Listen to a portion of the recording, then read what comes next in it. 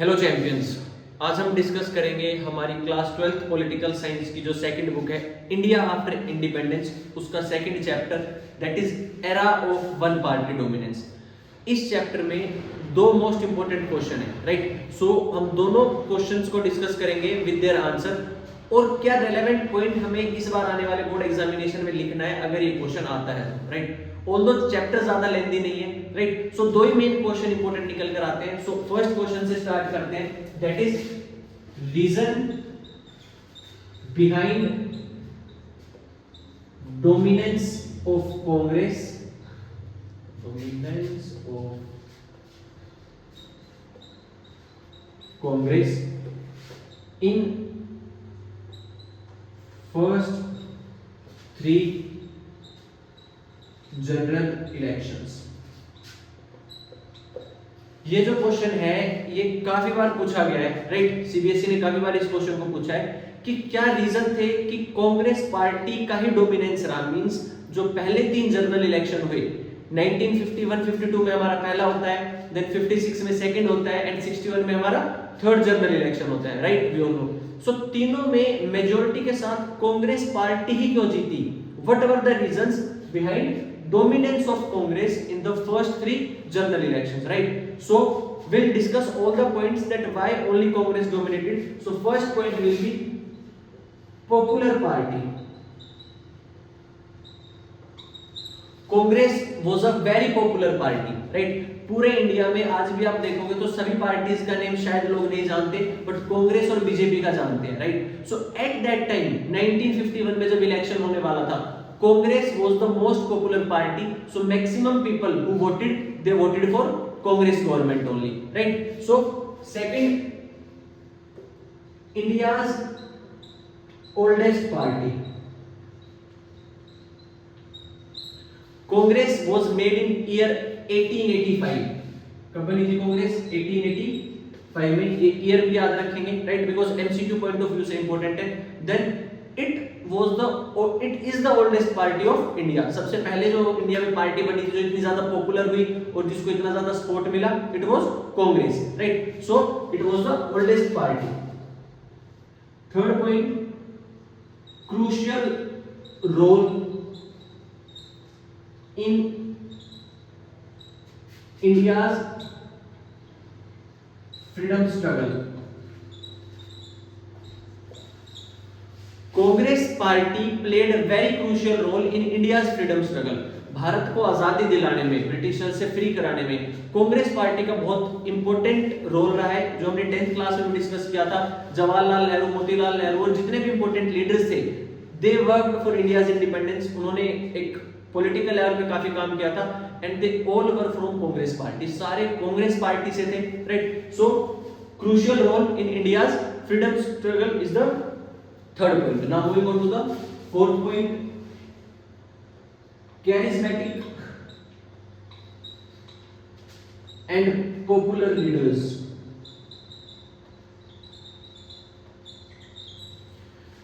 charismatic, जिनका करिश्मा था, जिनसे लोग अट्रैक्ट होते थे, and most popular leaders all were in Congress party, right. जितने भी थे, लाइक जवाहरलाल नेहरू, सरदार वल्लभ भाई पटेल, राजेंद्र प्रसाद, जितने भी पॉपुलर लीडर्स रहे हैं, राइट, दे ऑल वर इन कांग्रेस पार्टी। सभी के सभी कांग्रेस पार्टी के पार्ट थे, राइट। और वो पॉपुलर थे, लोगों ने देखा कि जो लीडर है हमारा, जिसको हमें वोट देना है, he is from Congress. So सभी लोगों ने किसको वोट दिया? They all voted for the Congress party, right. So charismatic and popular leaders like Jawaharlal Nehru and Sardar Vallabhbhai Patel is also a reason for dominance of Congress, right. Then fifth point is all inclusive party. All inclusive party in terms of ideas, all inclusive party but in terms of ideas अभी हम discuss कर रहे हैं।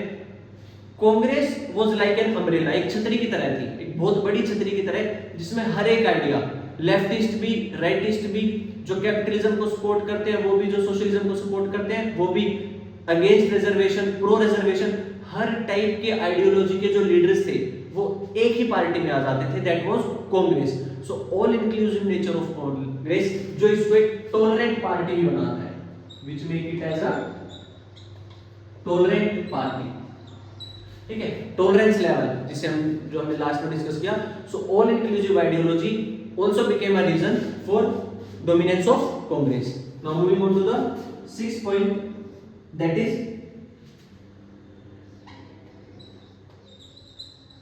Congress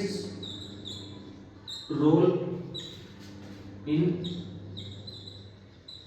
framing constitution.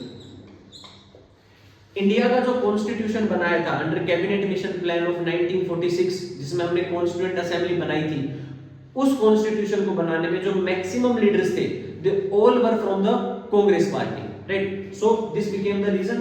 Then trusted party, trusted and people from all sections of society.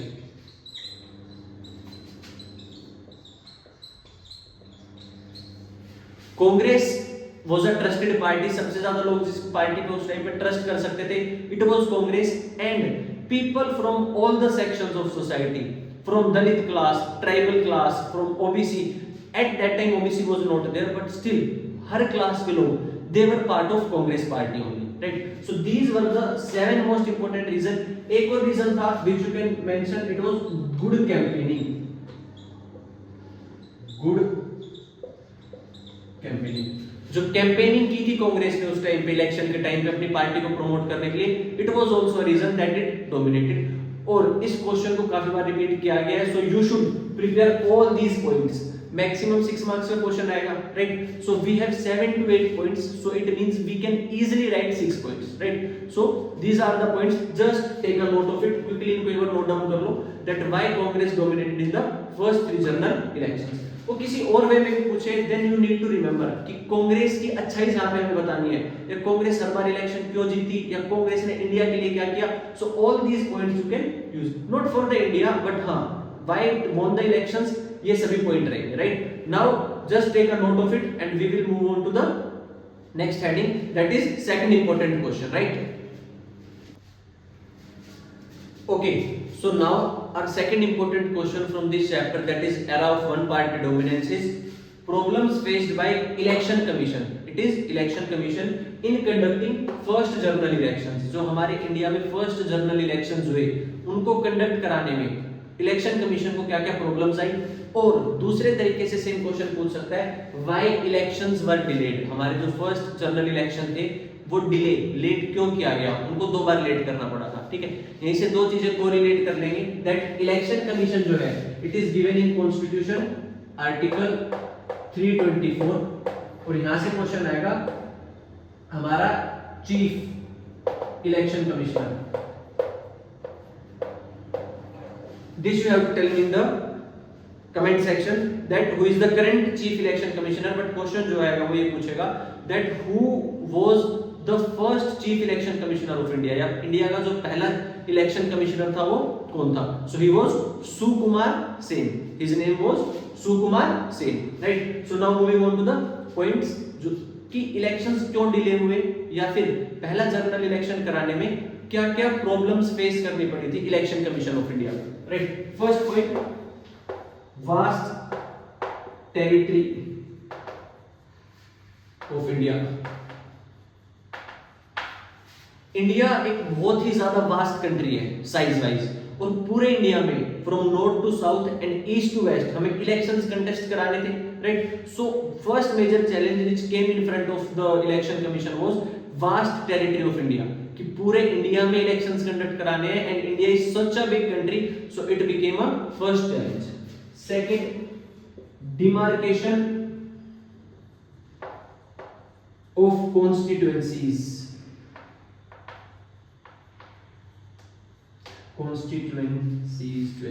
Okay, right. थोड़ा check कर लेना spelling का. Demarcation of constituencies. India को स्मॉल स्मॉल कॉन्स्टिट्यूएंसीज में डिवाइड करना था, बिकॉज एक साथ तो पूरे में कंडक्ट करा नहीं सकते. So it was a big challenge that how to divide India into small small constituencies or small parts so that we can conduct elections peacefully, right. Third reason or the problem was lack of machinery advancement.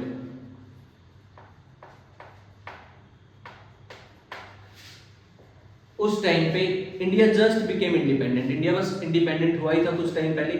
सो हमारे पास इतनी अच्छी machinery नहीं थी, ना इतनी अच्छी manpower थी, right. So it became the third reason, that is lack of machinery. Elections को जो कंडक्ट कराने में मेन प्रॉब्लम आई was lack of advance machinery. हमारे पास एडवांस मशीनरी, एडवांस टेक्नोलॉजी जैसी कोई भी चीज नहीं थी। So it became a major challenge, right. Now fourth challenge, preparing voters list.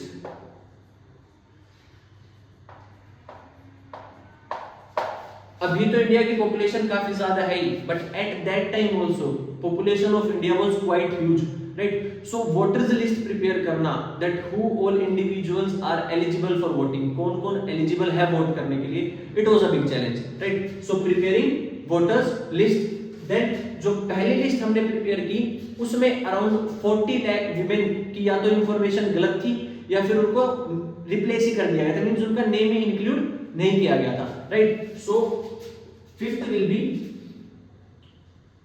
Names of 40 lakh women were updated.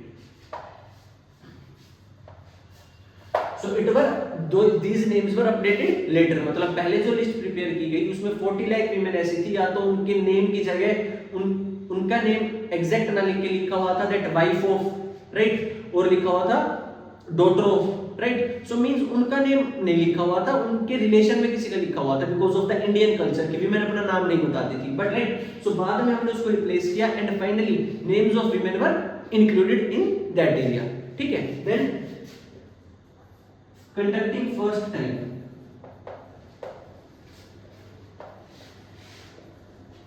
Election commission of India was conducting elections for the first time, वो सबसे पहली बार इलेक्शन कंडक्ट कर रहे थे, right. And whenever we do something for the first time, that too at such a mass level, कोई हम बड़ी चीज करते हैं फर्स्ट टाइम करते हैं, so it is challenging, right. उसमें काफी हमें चैलेंजेस फेस करने पड़ते हैं, right. So this also became a reason.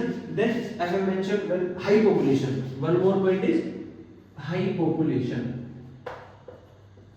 high population, another point lack of awareness, lack of, India की पॉपुलेशन बहुत ज्यादा थी, I told you, and lack of awareness means people were not aware about elections, लोगों को पता ही नहीं था, most of the population were illiterate, uneducated, they were not aware that elections होते क्या है। So it was very much necessary to make them aware about the elections, कि elections होते क्या हैं, right? On that basis, elections were not on that basis. So these were the major challenge, right, in front of Election Commission of India, और इन सभी challenges की वजह से ही हमें election delay करने पड़े थे, right? So these are the two most important question. इसके साथ एक important question है which you need to prepare is CPI, कुछ lines Communist Party of India, communist party of India के बारे में भी कुछ स्मॉल लाइंस हम प्रिपेयर कर लेंगे जो हमारी बुक पे गिवन है, right. But these are the two long questions which you need to prepare, right. I hope you liked it, do tell me in the comment section that how we can update it more. Thank you so much, don't forget to like the video, see you.